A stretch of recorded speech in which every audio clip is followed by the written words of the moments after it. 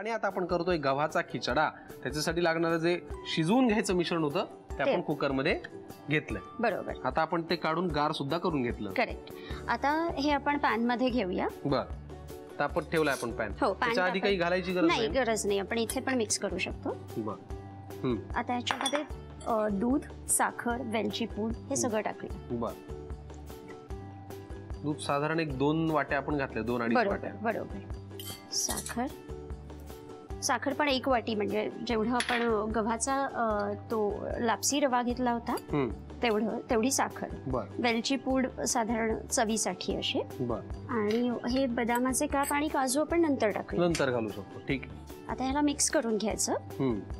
आणि आता हे मिक्स झाल्यावरती पण एक 5-10 मिनिटं मंद आचेवर याला उकळी येऊ द्यायची. आणि हे दूध ऍक्च्युअली ह्याच्यामध्ये नंतर ऍब्झॉर्ब होत जातं. बरोबर. मग सगळं एकजीव होईल आणि छान त्याला एक घट्टपणा येईल. बरोबर. याच्यासाठी आपल्याला आता आणि मग हे थोडंसं असं एकजीव झालं की मग आपण काजू आणि बदामाचे काप त्याच्यामध्ये ऍड करू शकतो. बरोबर. आता याला उकळीपर्यंत मला सांगा, तुम्ही मग अशी म्हणालात की तुम्ही पद्यात आणि गद्यात लिहिण्याचा प्रयत्न करता.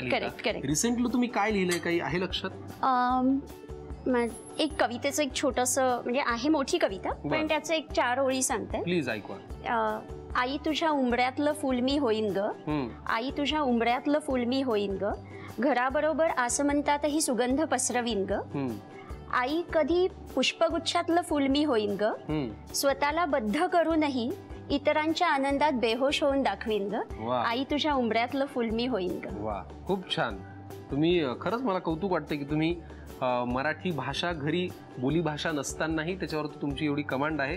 त्यात विचार करून तुम्ही असं वेगवेगळं लिहिण्याचा प्रयत्न करता. अप्रिशिएबल. थँक्यू. आता याला उकळी यायला सुरुवात झालेली आहे. हो, आपण याला झाकण ठेवून एक 5-10 मिनिटं याला मंद आचेवर शिजू द्यायचं, म्हणजे ते दूध एकजीव होतं त्याच्यामध्ये. ठीक आहे, झाकण ठेवूयात. एक 5-10 मिनिटं वाट पाहूयात आणि मग पुढच्या कृतीकडे वळूयात. 5 मिनिटं आपण वाट पाहिलेली आहे, त्याला उकळी आलेली दिसतीये. बरोबर. आणि आता आय होप ते एकजीव झालं असेल. बघूया. करेक्ट. हो, झालं. वा वा. आता आपण काजू बदामाचे काप टाकू शकतो याच्यामध्ये. वा वा वा, टाकू शकतोच, टाकायचेच. एवढे सगळे घालूयात का? हो, घालूया. कसं हेल्दी छान. आणि काजूचे काप. करेक्ट. वा वा. मनुका पण घालू शकतो आपण. हो हो.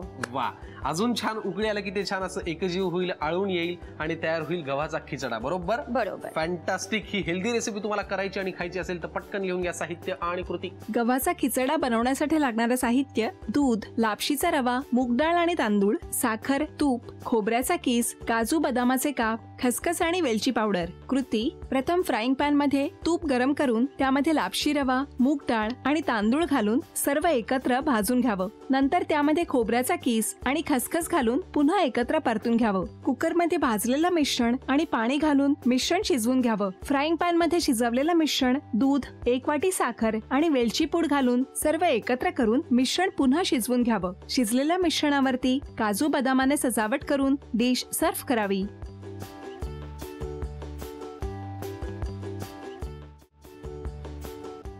मीठ आणि थोडंसं जायफळाची पूड, नटमेग. त्याच्यात टाकणार आहे मी एक 2 चमचे क्रीम, 2 ते 2.5 चमचे क्रीम आणि चीज. एक 2 ते 3 चमचे आपण याच्यात चीज टाकूया. मस्त चीजी असं हे स्टफिंग बनवूया. वा, भारी लागणार आहे. बस, आता हे फक्त मी मिक्स करून घेतलेलं आहे.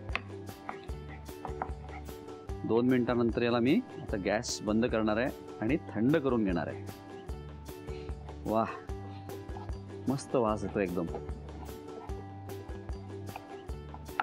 गॅस आता बंद केलेला आहे आणि याला आता थोडं थंड करून घेतो. आणि आता हे मिक्सचर जे आहे ते आपल्याला काढून घ्यायचं आहे. याला जरा थंड करून घेतो. आता हे जे मिश्रण आहे हे थंड झालेलं आहे. आता याचे आपण रोल्स करून घेऊया. आता याच्यासाठी जे स्प्रिंग रोल शीट्स आहेत ते आपण वापरणार आहोत. त्याचबरोबर मी इथे हे मैद्यामध्ये थोडंसं पाणी घालून त्याचं एक मिश्रण तयार करून घेतलेलं आहे, म्हणजे ते चिटकवण्यासाठी.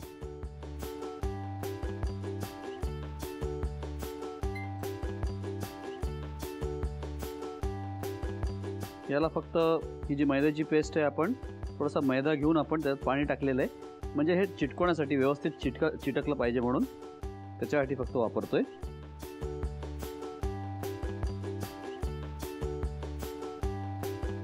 एका बाजूला मी तेल तापत ठेवलेलं आहे.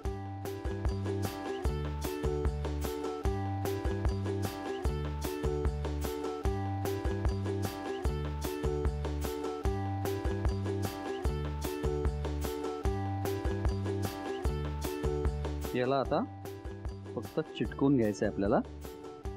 आणि याच्यामुळे काय होतं आहे, मैद्याच्या पेस्टमुळे फ्राय करताना हे जे रोल्स आहेत ते उघडणार नाहीत, व्यवस्थित चिटकून राहील.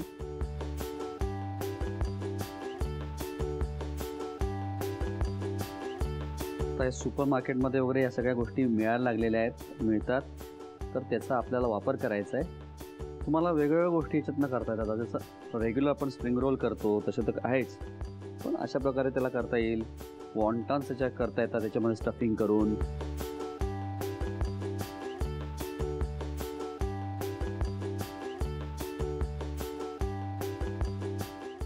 आता हे जे सारण आहे हे मी थोडंसं वेस्टर्न पद्धतीचं सारण केलेलं आहे.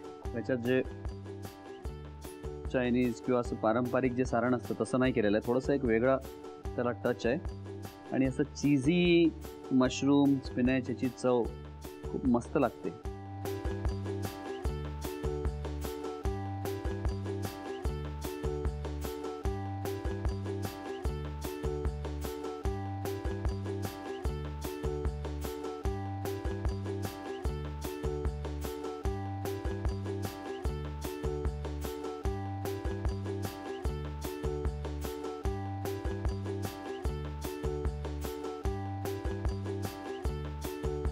बस हे आता रेडी आहेत. स्प्रिंग रोल्स आपले जे आपण जे रोल्स तयार केले आहेत, क्रंची रोल्स, त्याला आता आपल्याला तळून घ्यायचं आहे मस्त. आता याच्याबरोबर सर्व करायला तुम्हाला स्वीट चिली सॉस करता येईल किंवा कुठलाही मेयोनेज बेस्ड सॉस करता येईल किंवा दह्याच्या बेस्ड सॉस करता येईल.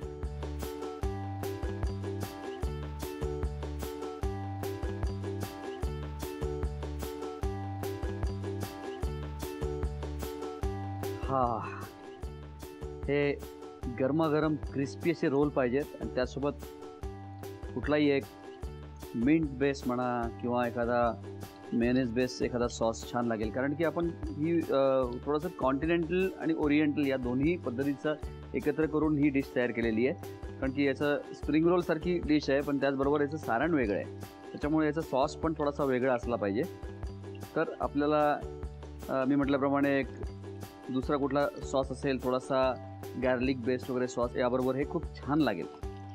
बस मंडळी, याला मी मस्त क्रिस्पी तळून घेतो आणि प्लेटमध्ये काढून घेतो. तोपर्यंत तुम्ही साहित्य आणि कृती लिहून घ्या. चीज क्रंची स्पिनॅच रोलसाठी लागणारे साहित्य: मैद्याच्या पट्ट्या, वाफवलेला पालक, उकडून कुस्करलेले मक्याचे दाणे, मशरूम्सचे काप, क्रीम, बटर, चीज, चिरलेला लसूण, चिली फ्लेक्स, जायफळ पूड, मिक्स हर्ब्स, काळी मिरी आणि मीठ. कृती: एका पॅन मध्ये बटर गरम करून त्यामध्ये चिरलेला लसूण आणि मशरूम्सचे काप घालून एकत्र परतून घ्यावं. त्यानंतर उकडून कुस्करलेले मक्याचे दाणे, वाफवलेला पालक, काळी मिरी पूड, मिक्स हर्ब्स, चिली फ्लेक्स, मीठ, जायफळ पूड, 2 चमचे क्रीम आणि चीज घालून सर्व मिश्रण नीट परतून घ्यावं. मैद्याच्या पट्टीवर कॉर्नचं सारण भरून पट्टीच्या सर्व बाजू मैद्याच्या पेस्टने चिकटवून त्याचा रोल तयार करून घ्यावा. तयार रोल्स कढईतील गरम तेलात तळून घ्यावेत आणि सर्व्ह करावेत.